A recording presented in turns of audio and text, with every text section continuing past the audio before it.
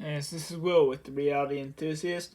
Um, this will be on Big Brother episode 5. Yeah, episode 5. Now, I'm going to give you a brief recap of last week because I didn't post last week because I just started to get the recaps going. So, a recap of last week is Keisha got voted out because she didn't try at all.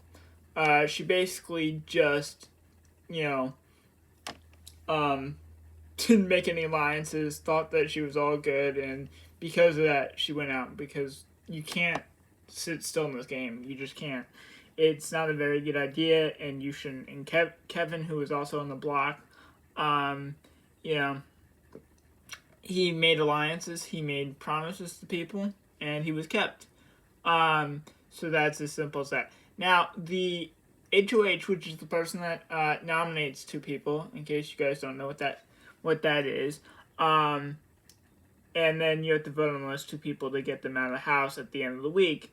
The HOH is Memphis. Now, Memphis is an alliance with Tyler, Christmas, himself, Cody, and Nicole F, which is the blonde-haired one. So he can't pick any one of those people to nominate.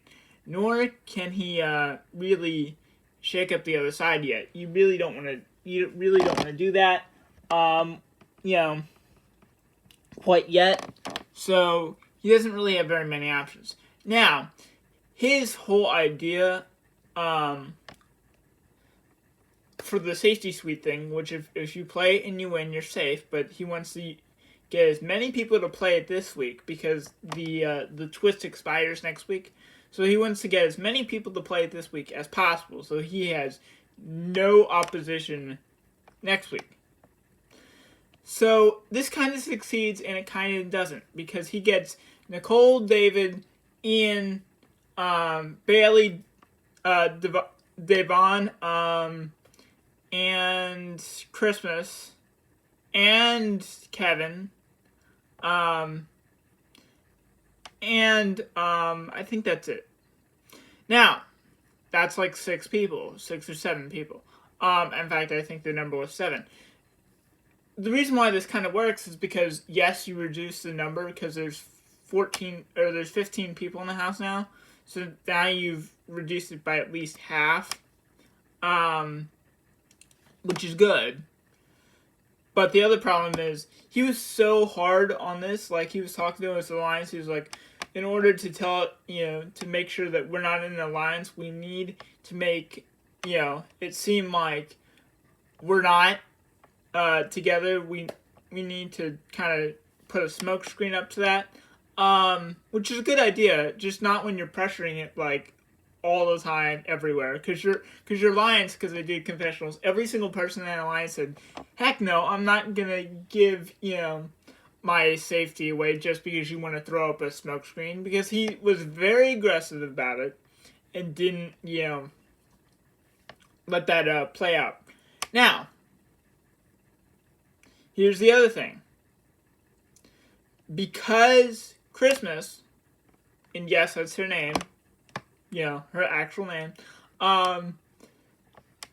won the safety suite, she gets to pick somebody else to be safe. Now, Memphis didn't communicate to Christmas that he wanted Ian out because he's a winner before and he should be out the door. Now, the problem with that is that she picks him to be safe because she gets a +1, right? So now you don't have your backdoor target, which is when you put somebody up on the block, secretly, but you don't, and then you take somebody else down so that somebody else can go up, so that they don't have a chance to plan the veto. And that's all good, but you need to communicate with your alliance that you want to do that, because she just gave Ian safety and she's expecting Ian to help the alliance out down the road, right? So why rock the boat if she didn't tell him that? So this alliance doesn't talk to each other. They don't. Um, there's not really too much communication going on, and that's a problem that will probably foreshadow down the line and everything. So, I mean, we'll see where it goes, but their communication needs work. Now, as far as the nominations go, Nicole A., which is the red-haired one, on the show, if you guys are watching along, didn't play the safety suite when Memphis told her to play it because he didn't know who he was putting up. And she decided, well, everyone's playing it, I'm not going to play it. David, on the other hand, which is the other guy I didn't name for the safety suite because I forgot his name for some reason, but he's the other guy. So he was like, let's work this out and play for safety. But but he's also the newbie because he didn't really play last year. He just played for 2 seconds, 2 seconds in the actual game, and then about 2 weeks in the twist that they structured for last year. So he doesn't really have experience. Now, he was really fast in the competition. But here's the thing. He didn't win, and he's an easy target. So those two are Memphis's targets because he really doesn't have anyone else to pick without ruffling the feathers. Now we'll see whether he decides to put up a bigger target from the other side of the house later. In fact, there's a very good likelihood that he probably will put up somebody from the other side of the house if he has a chance to, depending on who wins veto. Now, here's the thing. If he does, it'll make the lines a little more clear, which will make it easier to guess who's on what side. And maybe a little more interesting because right now they haven't really picked sides yet. But so because of that, those two get nominated, and the Memphis at the nomination ceremony has a very cutthroat way of saying things, like, "Oh, I nominated you because you need to suck it up and actually play the game." That's what he said to David. And Nicole, he just said, "Well, you didn't take my advice. You didn't play it. You should have, and now you're paying the price for it." While those are two very good reasons for putting someone up, it just needs to be conveyed a little more nicer so that they don't hate you while you're doing it, right? So that to me needs some work. Also, the way things are going, and it depends on who wins HOH next week, but the way things are going is either Janelle or Kaser will be targeted again next week because they seem to be having enemies, or if that side wins, Memphis probably will go up, and so will